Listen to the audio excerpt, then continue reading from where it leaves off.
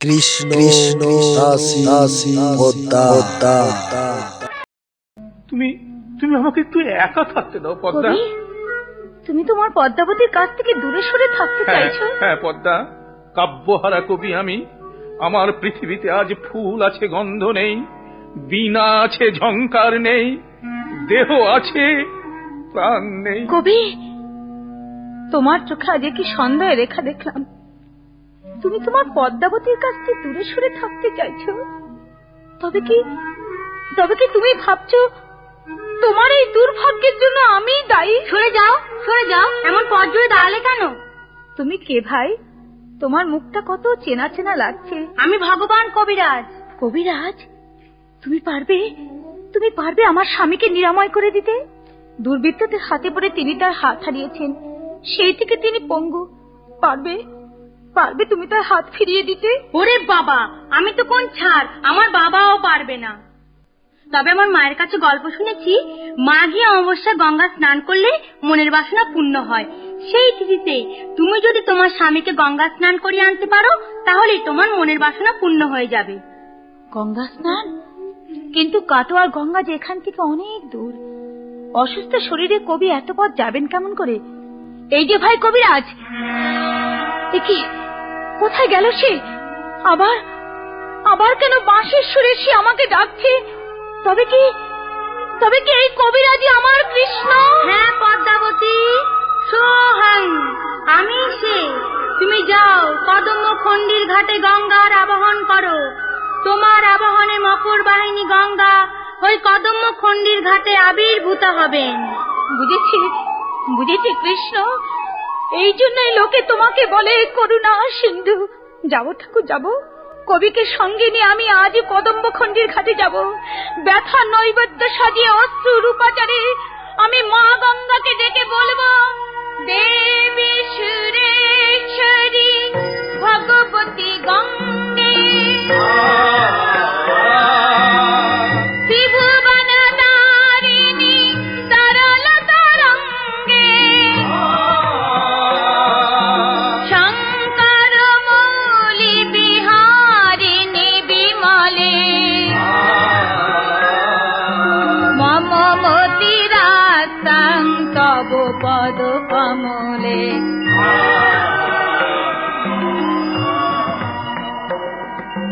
পতিত উদ্ধারিণী জাহ্নবী গঙ্গে, বন্দিত গিরিবর মণ্ডিত ভঙ্গে, বিশ্ব জননী মুনিবর কন্যে, পতিত নিবারিণী ত্রিভুবন ধন্যে। এসো মা গঙ্গে, এসো মা গঙ্গে, এসো মা গঙ্গে।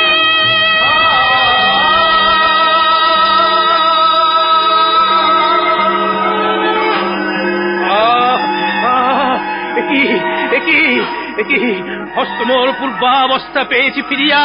পদ্মা পদ্মা, সাধনা সফল তব। ওঠো ওঠো, ওই শোনো, লক্ষ কণ্ঠে গাই তব জয়গান।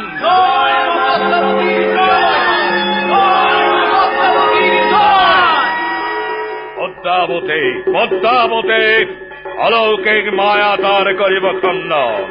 ওই ছলনাময়ী পদ্মাবতীরে দিয়ে বলিদান, যজ্ঞেতে পূর্ণাহুতি করিব প্রদান। তৈরি হও লক্ষণ, লক্ষণ প্রস্তুত প্রভু। কোথা সেনাপতি? এসেছি মহারাজ, বলিয়ে এনেছি, এই সেই পদ্মাবতী। সবেই আমার মা মহামার ইচ্ছা, সর্বসুলক্ষণ যুক্ত বলি। একই লক্ষণ, তুমি এমন কানুর মতো দাঁড়িয়ে গেল, ধরো। এসো এসো মহারাজ, বলি দাও মরে। আমি মধুর হাসি অনিন্দ ভর মমতা মাখানো আখি সৎপিল পল্লব শত চন্দ্রিমা ঝরে যার তনু হতে তারে দেব বলি। না না, পারিব না আমি। ঠিক তোমায় ভীরু কাপুরুষ, দাও খড়গ দাও মোরে এসো গুরুদেব। মা মহামায়া জগৎকারিণী, শক্তি দে মা, শক্তি দে মা, শত্রু করে তিনি দাও। একই শ্যামাবর্তী কোঠামো, এই যে দেখি বংশীধারী নিজ ঘনশ্যাম। গুরুদেব, বুঝেছি আমি, সব এই পদ্মাবতীর মায়া। এই দণ্ডত্যাগরী বা বিষ্ঠা নারীরে মায়াদার করিব ছেদন। কে কে মা তুমি যুবকাষ্ট পরে? একই বৈকল্য, একই ভ্রান্তি পদ্মাবতী মায়ের আসনে। দুটি রূপ, দুটি নাম, তবু এক শ্যামা শ্যাম। দুটি রূপ, দুটি নাম, তবু এক শ্যামা শ্যাম। কভু করে অসিধর, কভু বাঁশি হাতে কর, কভু মুন্ড মালা পর, কভু বন ফুল দাম।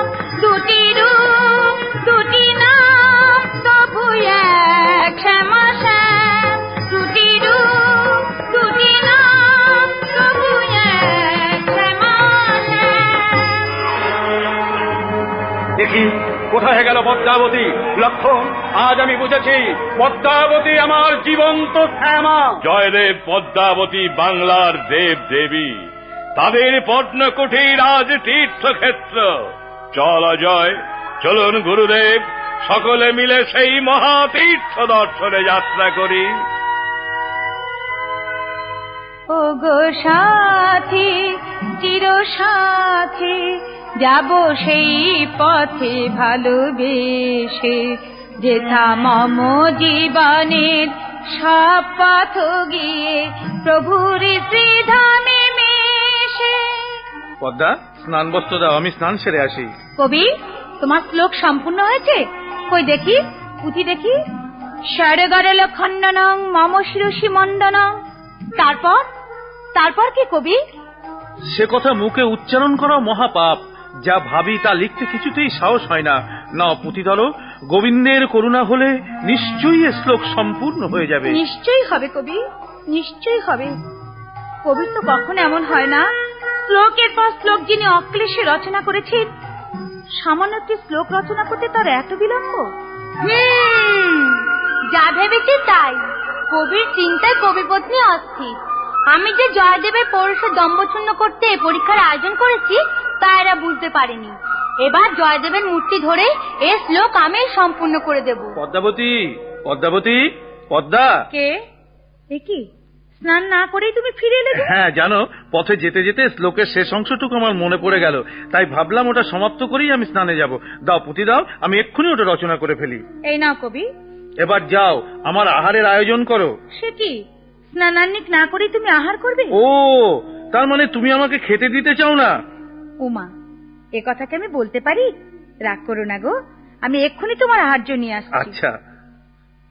ভক্ত কবি জয়দেব, পৌরুষের অহংকার তুমি ভুলতে পারোনি, তাই নারীর পায়ে পুরুষকে অবনত করতে তোমার এত সংকোচ।